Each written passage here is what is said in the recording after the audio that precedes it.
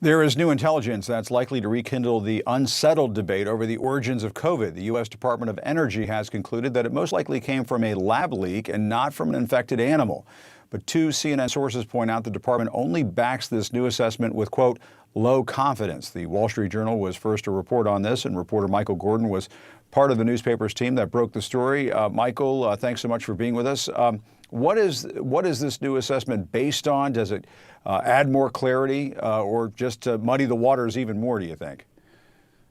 Well, Jim, there's been a division in the U.S. intelligence community all along. And previously, as we reported, the FBI had asserted that a lab leak was likely with moderate confidence.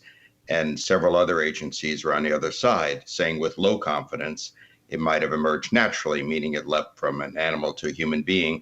What's new here is the Department of Energy has gone from an agnostic position, saying they don't know where it came from, to leaning toward the lab theory, as we reported, with low confidence. So now you have two agencies leaning toward the lab theory, one with low confidence, one with moderate confidence, and four on the natural side with low confidence. There's still a division, but it's significant that the Energy Department, which has national laboratories under its jurisdiction, is staking out this stance.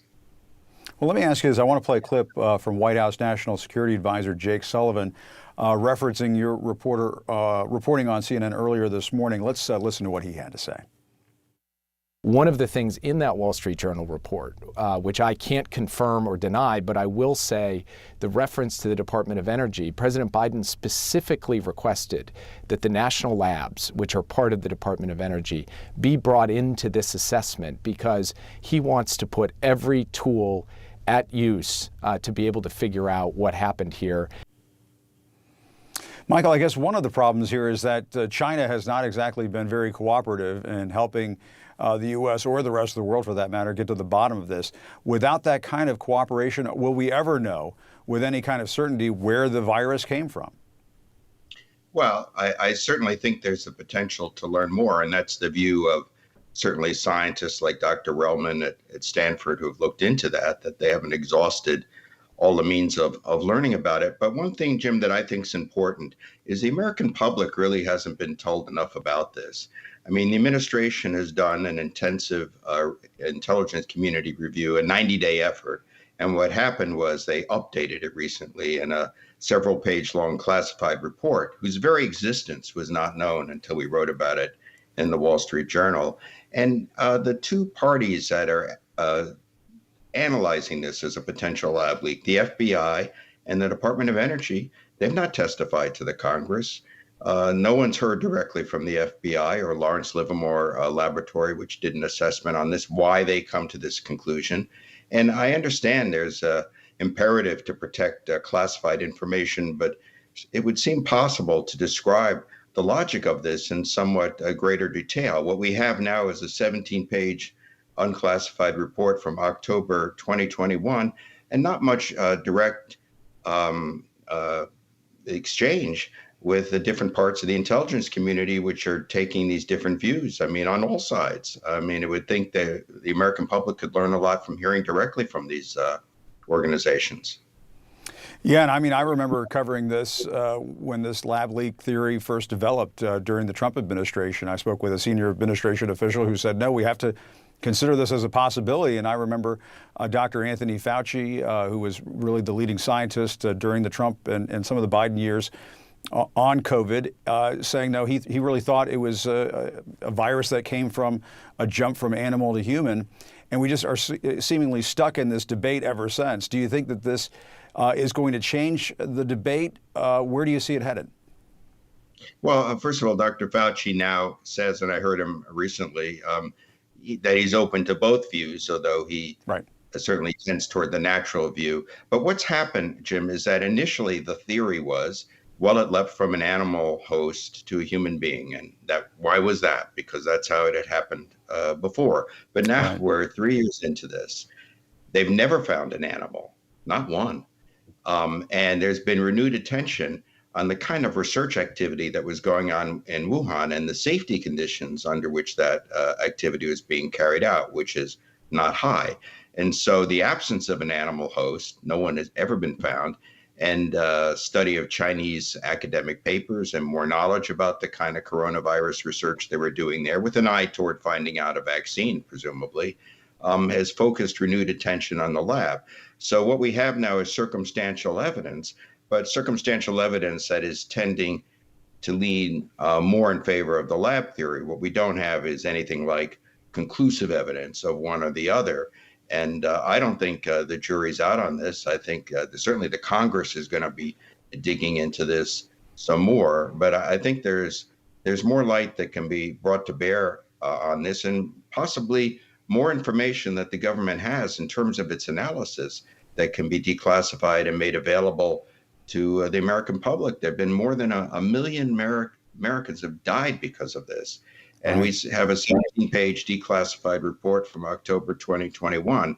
People are really interested in learning more about it, even if the debate is going to continue.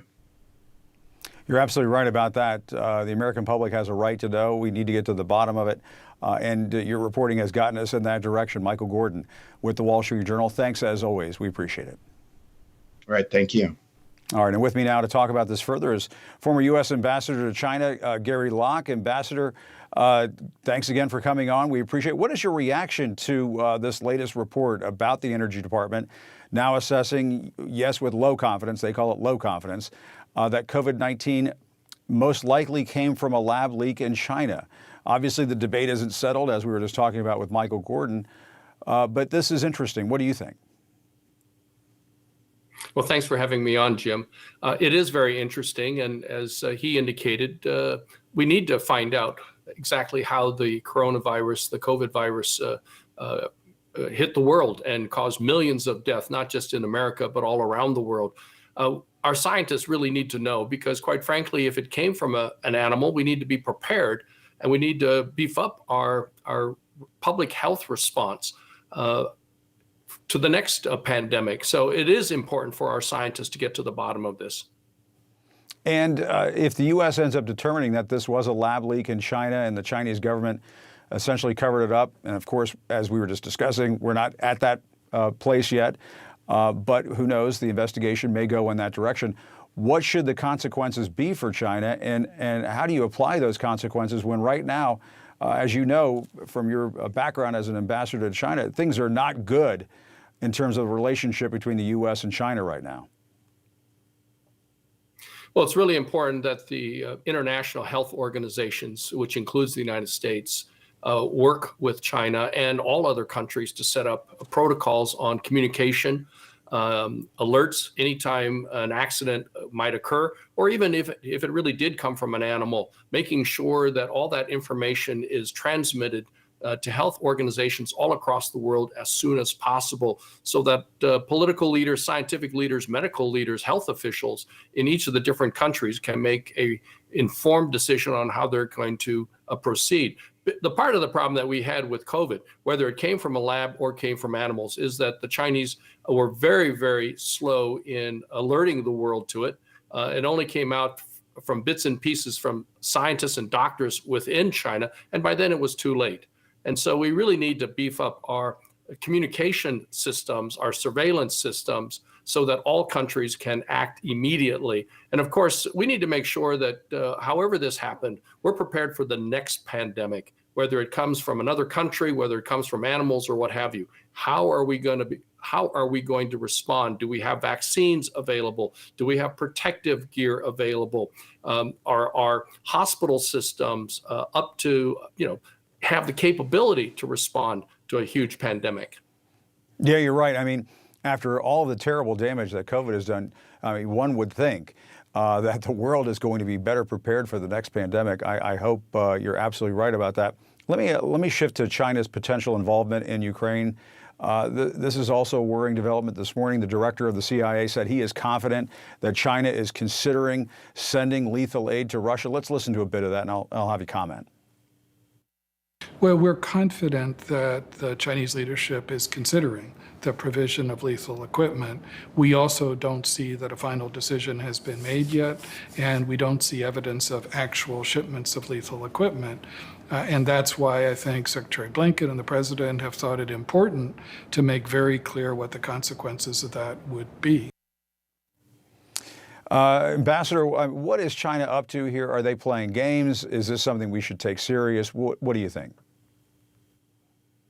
Obviously, we need to take this information seriously, and the president, the administration has already conveyed to China the severe implications were they to go forth and make such a decision to provide lethal aid. But it's also important to share this information with world leaders and have other world leaders who have very strong ties with China, whether it's India, other members of the European Union, and parts around the world, to also indicate to China how unacceptable it would be were it to provide lethal aid. This cannot be simply a response by the United States. There has to be maximum coordinated multilateral pressure on China.